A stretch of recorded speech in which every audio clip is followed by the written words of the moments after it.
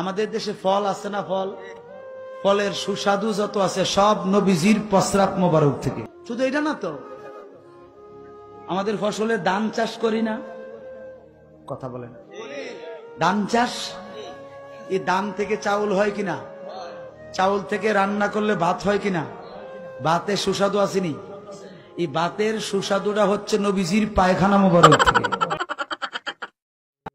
আর আমাদের বক্তা বলতেছে কি, এই সুস্বাদু ফল যে আছে এই গাছের ফলগুলো হলো নবীজির প্রস্রাব মোবারক থেকে। প্রিয় দর্শক, ইনারা কেন আবুল তাবুল বক্তব্য কেন দেয়? তার কারণ হলো তাদের এলেম কালাম কোনো কিছুই নেই। তারা তখন স্টেজে চড়ে তখন আবুল তাবুল বক্তব্য দেয়, যা মনে আসে তা বলে যায়। তারা কিন্তু কথা বানিয়ে কিন্তু স্টেজে চড়ে না।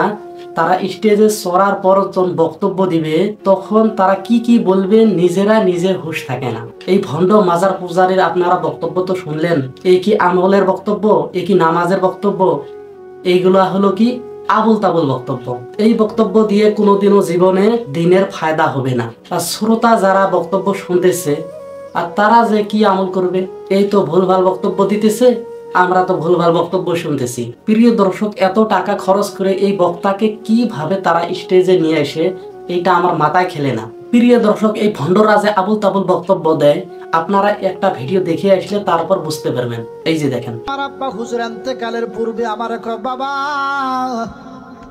আব্বা জীবন আর থাকতাম না, আমি মানুষ অনেক গাল মন্দ করতাম, লেকিন ইমানদারকে গাল মন্দ করতাম না, কেননা গাল মন্দ করা আল্লাহ পাকের সুন্নাত।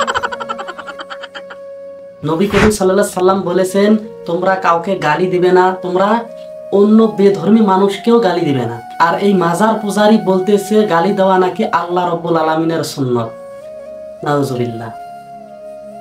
প্রিয় দর্শক, যারা মাজার পূজারী আছে তারা দেখবেন খালি আউল বাউল বক্তব্য, খালি বিভ্রান্তি ছড়াবে, তারা হাঙ্গাম ফাসাদ লাগাবে, তাদের বক্তব্য এইগুলাই থাকবে। প্রিয় দর্শক, ভিডিওটা ভালো লাগলে অবশ্যই কমেন্ট করে জানাবেন আর চ্যানেলটা সাবস্ক্রাইব করতে ভুলবেন না। আসসালামু আলাইকুম ওয়া রাহমাতুল্লাহি ওয়া বারাকাতুহু।